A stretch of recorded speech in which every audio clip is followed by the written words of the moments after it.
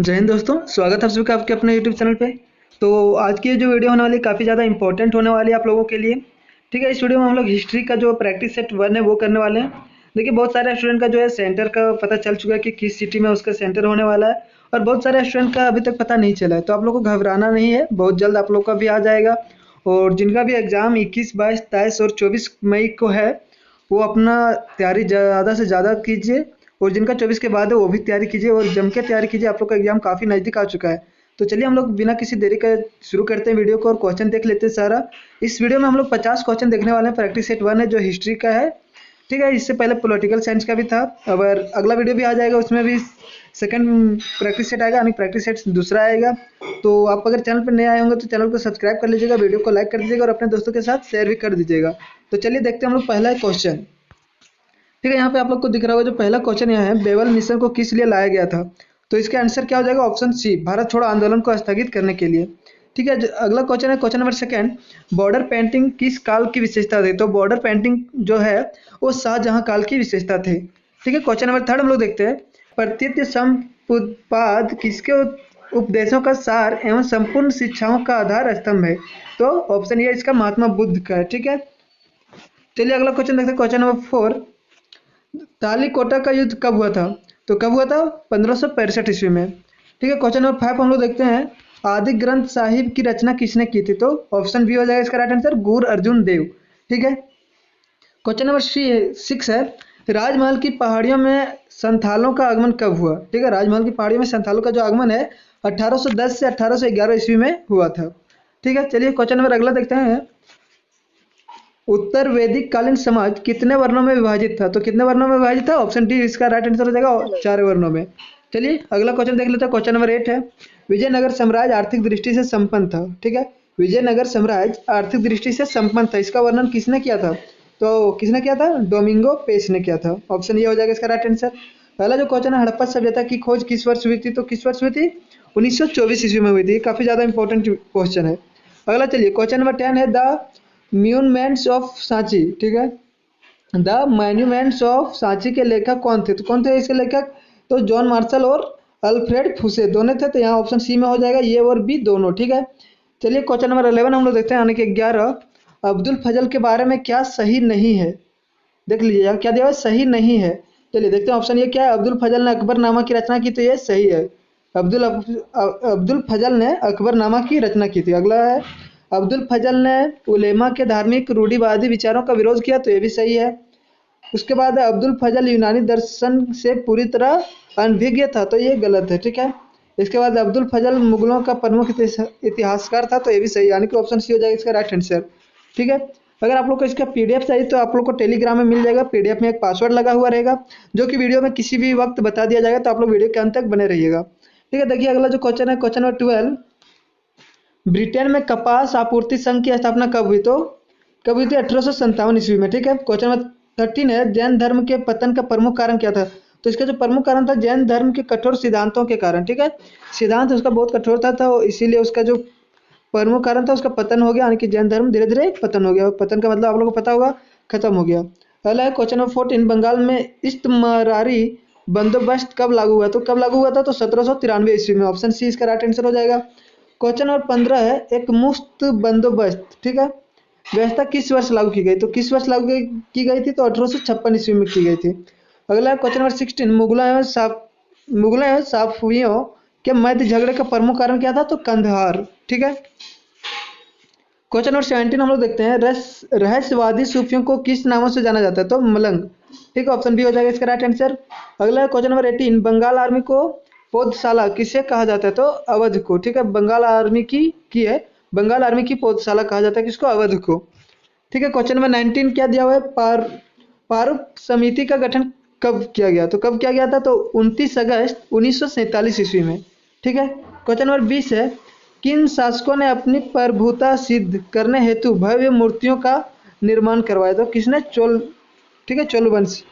ठीक है, चोल शासक भी बोल सकते हैं। अगला है, रैयतवाड़ी व्यवस्था से सामाजिक आर्थिक प्रभावों में क्या मूल परिवर्तन हुए। तो क्या मूल परिवर्तन हुए देख सकते हैं यहाँ, कृषि में सुधार की अपेक्षा ह्रास हुआ, रैयतों की आर्थिक स्थिति दयनीय हो गई, कम उपजाऊ जमीन पर राजस्व की दर ऊंची थी, और यहाँ क्या दिया, उपयुक्त सभी, तो तीनों हो जाएगा इसका राइट आंसर, यानी कि उपयुक्त सभी हो जाएगा, ऑप्शन डी हो जाएगा इसका राइट आंसर। क्वेश्चन नंबर 22 यानी कि 22 क्या दिया हुआ है, अमुक्त मालद्य, ठीक है, अमुक्त मालद्य एक श्रेष्ठ रचना है, इसकी रचना किस भाषा में की है, तो किस भाषा में है, तो तेलुगु में है। ठीक है, कोई बात नहीं। अगला जो क्वेश्चन है, क्वेश्चन नंबर 13, हड़प्पा सभ्यता के किस स्थल में किलेबंदी का अभाव था, तो कहाँ था, जो चन्हू दड़ो में था।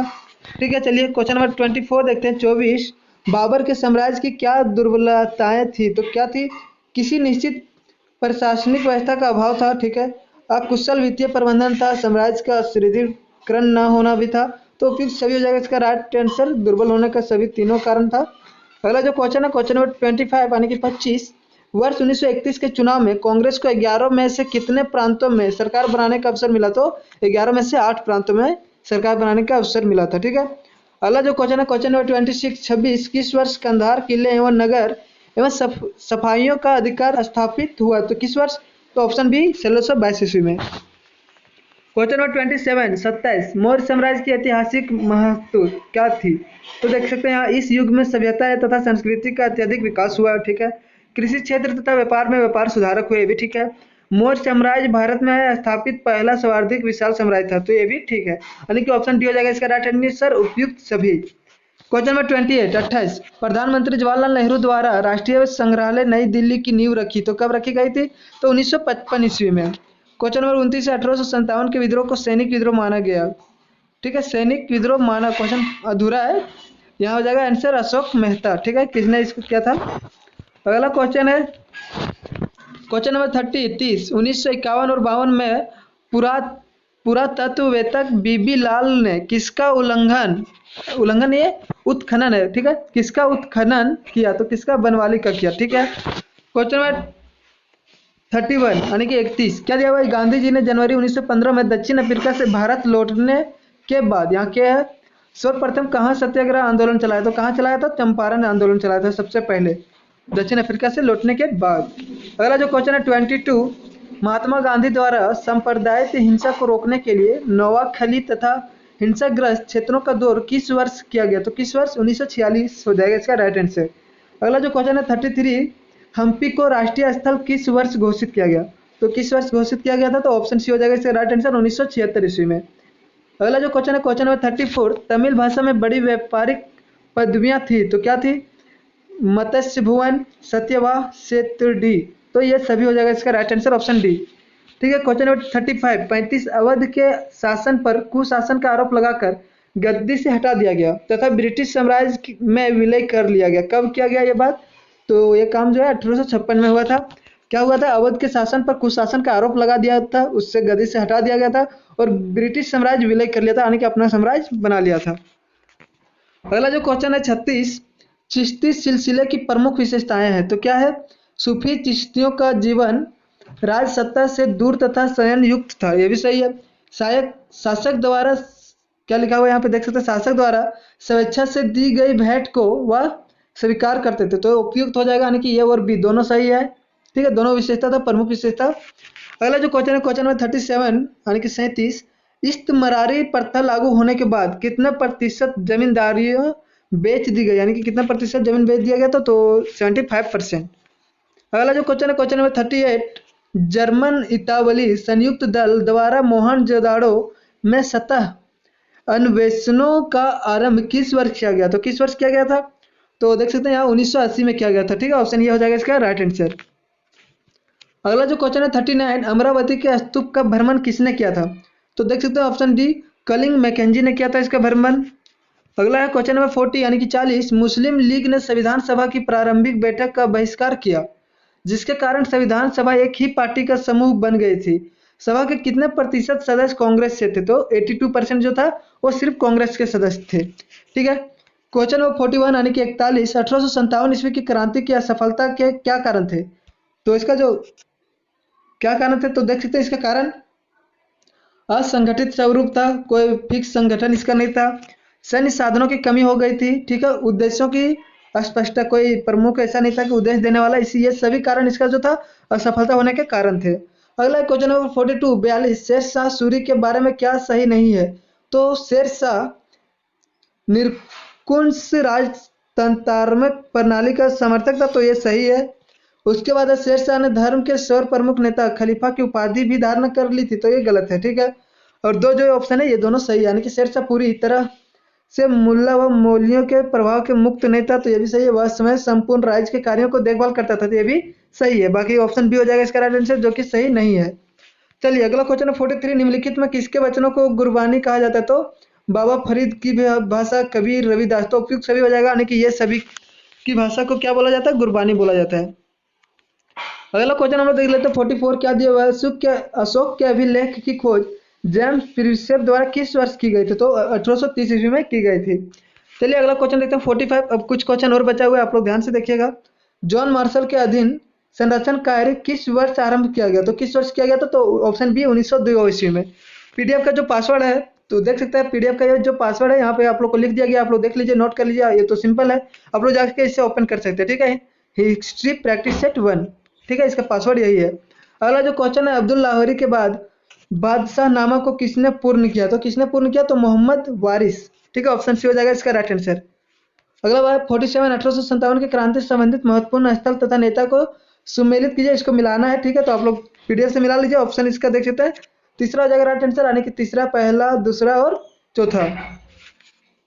अगला भी वही है, तो इसका भी देख लीजिएगा, ऑप्शन ये हो जाएगा इसका राइट आंसर। पीडीएफ में आप लोग डाउनलोड कर लीजिए जाकर टेलीग्राम से, और टेलीग्राम का जो लिंक है वो डिस्क्रिप्शन में दिया हुआ है। अगला क्वेश्चन है 49, निम्नलिखित में कौन सा कथन सही नहीं है? तो देख सकते हैं यहाँ दिया हुआ दो कथन, ठीक है, इसमें से कौन सही नहीं है वो पूछ रहा है, नहीं सही है पूछ रहा है, कौन सही है? तो देख सकते हैं यहाँ क्या क्या दिया हुआ है। वाजिद अली शाह के शासन को अवध में अलोकप्रिय मानकर विलय कर लिया गया, ये भी सही है, ठीक है। ऑप्शन दो, यानी कि दूसरा कथन है, जवाहरलाल नेहरू ने 13 दिसंबर 1946 को संविधान सभा के समक्ष उद्देश्य प्रस्ताव प्रस्तुत किया, तो ये भी सही, यानी कि यहाँ क्या हो जाएगा? ऑप्शन सी हो जाएगा। एक और दो दोनों सही है। अब देखते हैं हम लोग, लास्ट क्वेश्चन है ये हमारा, निम्नलिखित में कौन सा कथन सही है? इसमें भी वही है, तो दो कथन है। सांची का स्तूप अर्धगोलाकार गुंबद है, तो ये भी सही है, सांची का स्तूप जो है वो अर्धगोलाकार गुंबद है, ठीक है। दूसरा में 1565 ईस्वी में विजयनगर के शासक राम राय के नेतृत्व में दक्कनी सुल्तानों का विरुद्ध हुआ, तो ये भी सही, यानी कि इसका भी ऑप्शन सी हो जाएगा। एक और दो दोनों सही है। तो हम लोग कर चुके हैं टोटल 50 क्वेश्चन, ज़्यादा सारा क्वेश्चन इंपॉर्टेंट है, आप लोग जाके टेलीग्राम से डाउनलोड कर लीजिए पीडीएफ, ठीक है। मिलते हैं अगले वीडियो में, तब तक के लिए बाय एंड टेक केयर, ध्यान रखिएगा अपना। जय हिंद, जय भारत, जय श्री राम।